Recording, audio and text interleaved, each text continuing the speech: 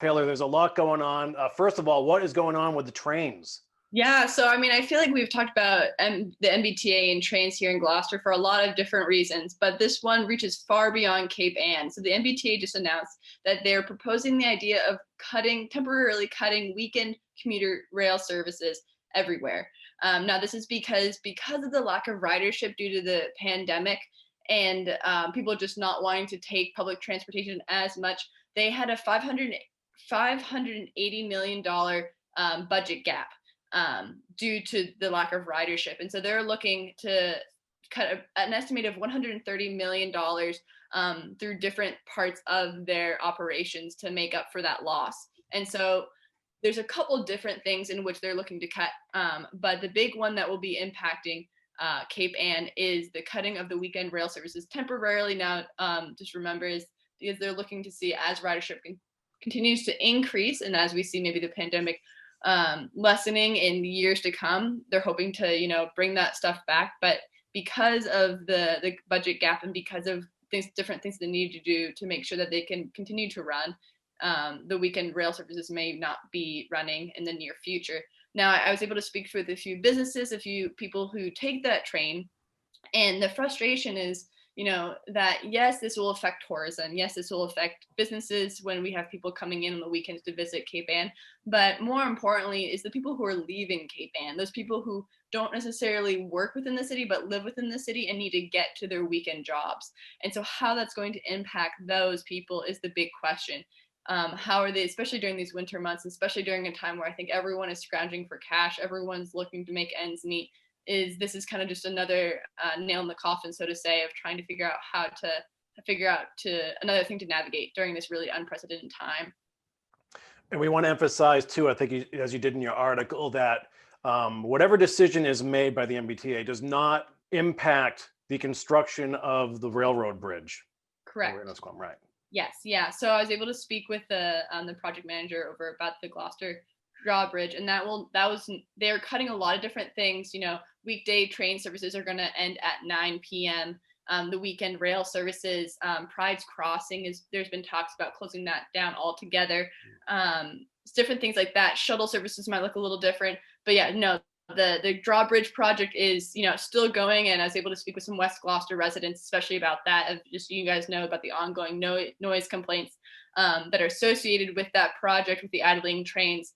And they can be sure to know that that project is still on track to continue on to their projected end date. So hopefully the noise will subside, and hopefully that residents who are looking to get to their jobs will find another way to get there safely to wherever they need to be. Gotcha. You're also reported on a very important school committee meeting for Manchester and Essex.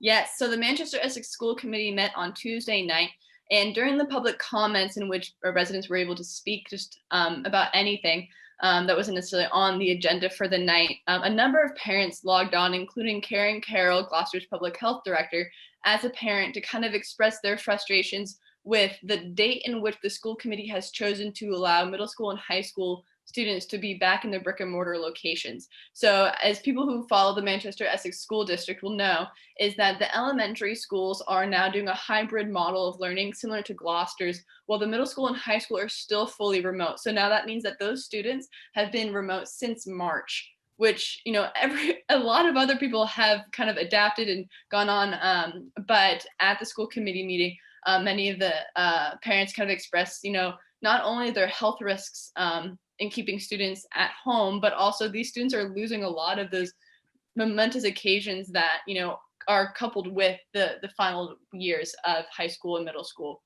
And so really hard on the parents and the students trying to figure that out. The Sarah Wolf, the chairperson of the school committee, kind of mentioned that they're looking at a lot of different things as they're looking at the potential for a hybrid model on January 18th. But as of right now, they're really trying to emphasize that they've done a lot of work, and they are doing a lot of work because they all have the collective goal of getting students back in the building. And she stressed that every single person on the school committee does have a child within this district, and so they understand the pains and the hardships that these parents are experiencing. Now, does that mean the frustrations have subsided? No. The conversation is still ongoing, and I'm sure it is going to continue into the further weeks and months as we look to what the academics look like now here in Cape Ann. And I know another big issue in Manchester, Essex right now too are high school sports for winter time. Now that all those activities move indoors where transmission rates are much higher. So a lot going on in the education sector. But you do have a fun story now about innovative music teachers. I do, yes. So I had been talking with Aria McElhaney over at the Gloucester Education Foundation, just about the work that they'd been doing and the collaboration that they've had with different schools and different teachers. And she had mentioned that there was one over at Beeman Memorial Elementary School. Now, people might know is that because of the COVID mitigation plans, is the department, DESE over the state education systems have kind of talked about how they don't want people doing chorus or band inside. Now that is because they don't want that transmission of aerosol or air particles to potentially contaminate children and teachers with COVID-19. And so because of these things, teachers have had to really adapt and figure out different ways in which to engage their students and really lay those foundational skills for students who especially want to pursue music later on. So there, Arya was mentioning how there was one teacher in particular who was providing an alternative to a very traditional way of learning how to do music. So if we think about recorders and hot cross buns, I'm sure every parent can maybe, reminisce about how much noise they're hearing from recorders, but over at Beeman Memorial and the elementary schools, they'll be doing ukuleles, hopefully this year. So about 24, 25 ukuleles will be brought to the school, and that will be an opportunity for students to learn those skills that they have in a different way that's not necessarily going to cause a risk of transmitting a disease. And that's by Emily. Please forgive me if I pronounce her last name wrong, Prestia Giovanni. And so she's the teacher behind this, and she's very excited. She, when the things first happened here in Cape Ann, she was really nervous about how to adapt, how to, go forward, but, really innovative way. And it runs in the family. So her husband, Anthony, is over at Rockport, and he's the band director over their middle school and high school. And now, as I said earlier, is some of the other schools are remote and trying to adapt. And so since he can't be with his students all the time, so he is resorted to GarageBand and having his students record their parts to music. And now he takes them, puts them in GarageBand and mixes them so they sound like they're in class in the band together. And then sends them right back. And we have a couple of those clips up on our website for people to check out if they want to hear some of the musical talents of those over in Rockport. So creative people all across Cape Ann getting innovative and trying to engage students this coming winter. And we'll see what is to come, especially as the snow falls. We are back with Mike Cronin of the Gloucester Daily Times, who has been following this whole story happening in Rockport with the all-volunteer fire department. Thanks for joining us again, Mike. Well, thanks for having me. Okay, there was a big meeting again recently with the Board of Selectmen. What came out of that meeting?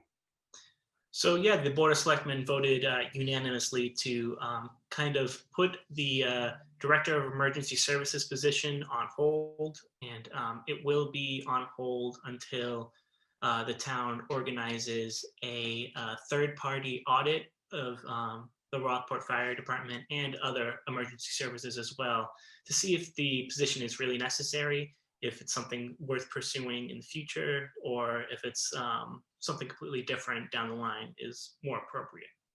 Right, and this was a unanimous vote from the selectmen. And this regards with Chief James Doyle? Yes, with Chief James Doyle, he's currently on administrative leave. Mm-hmm. It's unclear as to why the administrative leave was put in place.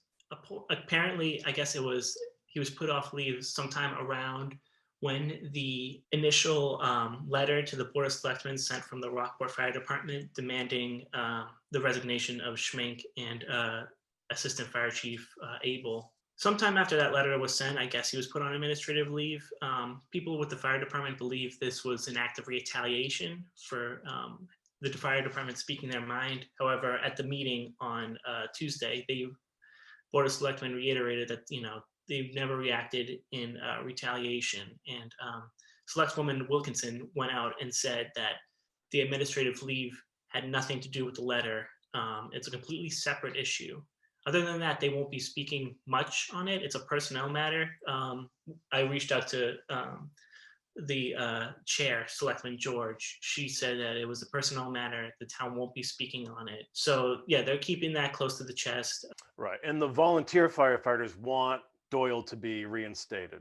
Yes, during the Tuesday's meeting, Favillaro spoke during public comment, Captain Favillaro of the Pigeon Cove Fire Company. He agreed that, the selectmen were taking steps in the right direction, but he was very adamant in getting the fire chief back instated into his position. However, conversations around personnel, I guess the people who town employees themselves, that's not fair game. And I guess a board of selectmen setting, the board of selectmen reiterated at the beginning of the meeting that conversations are only limited to positions, not the people that fill them. Right. So there was no talk either about removing Assistant Fire Chief Abel from his position or reinstating Fire Chief Doyle to his position as well. So that was outside, the power of the Board of Selectmen at that public meeting. Right. So, and Mike, so is there any idea of when this third-party audit is going to begin?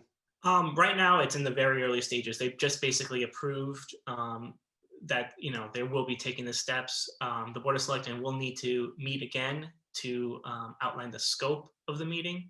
So, not the scope of the audit. So they'll be discussing what the auditor will be looking at specifically, and a vote will need to be taken. Many of the selectmen were, eager to, get this ball moving. So it's not certain that it will be discussed at next meeting, but people are expecting some kind of action from the Board of Selectmen. So this seems to be one of their top priorities at the time.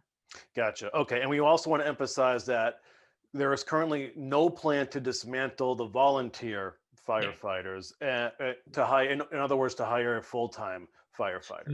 No, there's no, according to the Board of Selectmen, they're all in favor of how the current fire department is in place, all volunteer fire department, and through their actions, temporary disabling the emergency service director position and getting this audit, they hoped to, convey that, they're in their corner. The Board of Selectmen are in the volunteer firefighters' corner. They're willing to, meet them where their concerns are and, work on this forward. There's a lot of talk about, this is the first step towards, getting to kind of a new beginning, I guess, in relationship with the town and the volunteer firefighters. We know there's a lot going on with this story, and it's very fluid situation. So we appreciate your time once again. I'm sure we'll be checking up on the latest with the Rockwood Fire Department.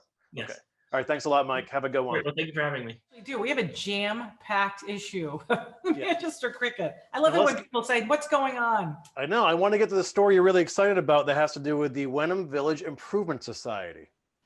I love this story because it caught my attention. The seeds of this story caught my attention back in June. So when I saw it come across my desk last week, I paid attention. Last week, the Wenham Village Women's Society. Is that it? Is that the name of it? I think the Wenham Village Improvement Society. Yes.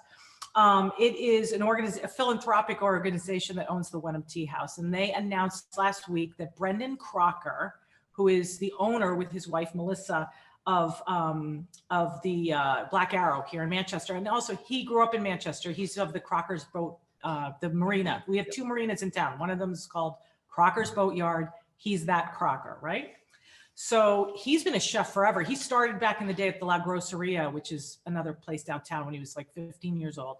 He also had the Wild Horse for 15 years in Beverly. Before Rantoul Street was Rantoul Street. Yeah. He had the Wild Horse. It was very, very popular, really good. Anyway, so everybody loves his food. He's a really good chef. It's not just us who says it, right?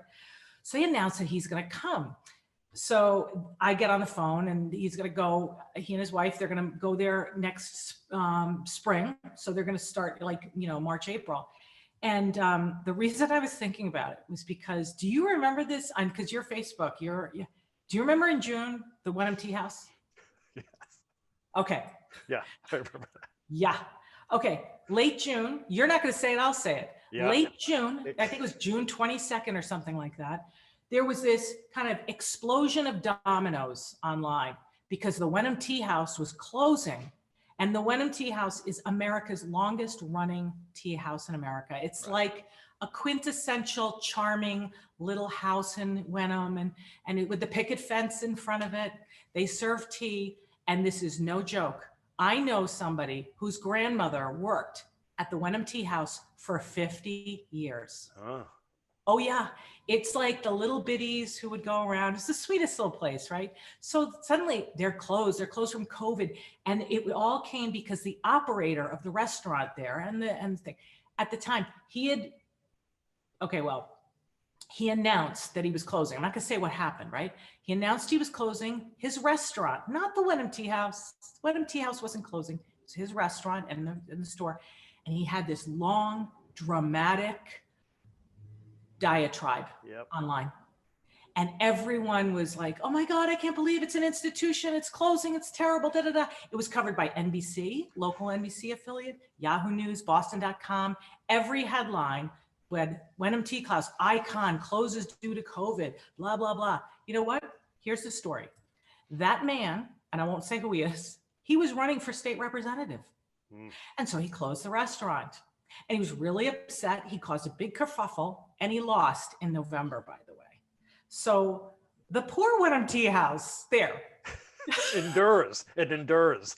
So, And it endures. So that's why this story is so lovely. So back to Brendan and Melissa. I asked if they were leaving. They're not. Although he said, listen, we can't make plans because of COVID, but this was just a great opportunity. They both live in Hamilton. And here's the thing he told me, and this makes a lot of sense. He said, Melissa and I have been partners for a long time. We've had 3 great restaurants, and we still run restaurants. We love it. But guess what? When we envision our future, we envision more control, less late nights, and a lot, just more time. And so this works in perfectly with their future, and that's what they're going to do. That's something we can all shoot for, I think. Exactly. More control, the Wenham less Tea late House. nights. I mean, the poor Wenham Tea House. The Wenham Tea House lives and it has a bright future. Now, the other item we have, Erika, is a very cool book coming out that in regards to the 375th anniversary for the town. Yeah, this 370. I mean, Manchester's taken it on the chin this year with its 375th birthday during a pandemic, but there you go. This was originally supposed to be a play. And it was the idea of the executive director of the Manchester Historical Society to come out with a play about Manchester's meeting houses, the history of Manchester's meeting houses, which sounds like, oh, okay, but the meeting house is really the first parish church, the Congregational Church, which is right on the town common. And I know personally that they call that a meeting house because when it was built, it was both the center of civic life and religious life for the town. And that was not uncommon for New England towns. And that was what it is. So what I didn't realize was the story behind it. And what ended up happening is it turned into a book because they couldn't do a play, right? They got in touch with Robert Booth, who is a very accomplished, he's written 4 incredible books about history in Salem and about early Americans. So he was a great person to tap. And he wrote this small but really packed book about the history of meeting houses in Manchester. And it filled in something that is rarely talked about in Manchester, which is the very beginning of Manchester, which I've always heard, well, there were fishermen in Manchester. And then they hit it big with the furniture making industry, right? So you hear that all the time. The Gilded Age, right? Yes, exactly. And then the Gilded Age, exactly. He tells the story that this was the last of 4 meeting houses. And meeting houses really in early New England were something that you strove for because you wanted to get an educated clergyman to come full time to your town. And Manchester, like many, many towns like it, it didn't have a deep water port. It didn't have a way to get into industry. It was a very poor, very small town for a very long time. And it worked incredibly hard and lost a lot of men by tapping into the centers of wealth that were around us. Salem, Gloucester, Beverly, Marblehead, Newburyport. Those were all like the Silicon Valleys of their day. And Manchester kids and families looked to these things to tap in. And eventually they did it. And it's a really fascinating story. And he's a great storyteller. And thank you to the, museum, the historical museum for putting it together, and Sue Parker and the whole team over there. And one thing that's very interesting that I'll just say, it's my last thing I'll say about it, was that architecture of the First Parish Church, which is in our town common. It's a clone of Gloucester's Universalist Church. Which is on Middle Street? Yes. Yeah. Yeah, the UU Church, yeah. They're very, very similar. And the reason why is they come from the same planning book. It was called a pattern book back in the day. Have you ever heard of pattern books? No. Okay, this was I think of pattern books as being McCall's of the 50s and how to make a dress. But this is exactly the same idea. And it was Asher Benjamin, who was in his time an architect, and he came out with a pattern book of buildings. So if you were a master carpenter or a craftsman, you'd go to these books and they would give you designs for these incredibly well-built things. Now, by the way, if you got one of these designs, this was the very high end of design. This wasn't like a way of cheapening out. And Manchester saved for 20 years. Through a lot of hardship because it wanted that design, and then it kind of built it. It's a really interesting story, and I love the fact that there's almost a similar. They're very unusual to remain intact today, these buildings. And we were talking to a specialist, and he said that all of New England has a look and feel. It's because of the Asher Benjamin book, pattern books, which is kind of interesting. Really interesting stuff, yeah. Do we want to touch about another book before we go? Well, I was laughing with you saying that we had so many books in this edition. Yeah. We had, Robert Booth with his book, which was amazing. And then we also had Catherine Abbott, 92 years old, came out with a beautiful little, tight little rhyme story illustrated. It was called A Zoo Full of Rhymes, a children's book. And we did a little piece on it. My favorite thing, she's 92 years old. It's her third book. She's found a new career. Yeah, good for her. She actually wrote her first book in the 1990s. So I guess that I'm not going to do the math with how old she was, but her second book was actually published just a couple of years ago. So go figure. No kidding. Awesome stuff, Erika. As usual, we will see you next week before the holiday. So rest up and get ready to give us another great edition of the Manchester Cricket. You got it.